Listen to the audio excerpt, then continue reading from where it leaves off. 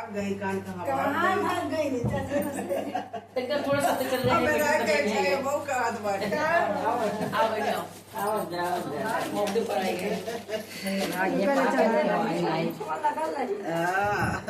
बोलिए भोलेनाथ बाबा की जय। भोले के दरबार में भोले का बड़ा प्यारा ही भजन सुनिए। बैठ जाइए।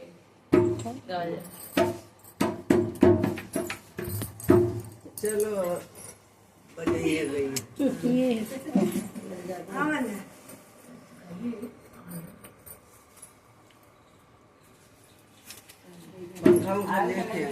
बाबा की जय। गौरारी साई गई नैहर चली गई गौरारी साई गई नैहर चली गई मार दी ताला के मड़िया में भोला बम बम करे अटरिया में भोला बम बम करे अटरिया में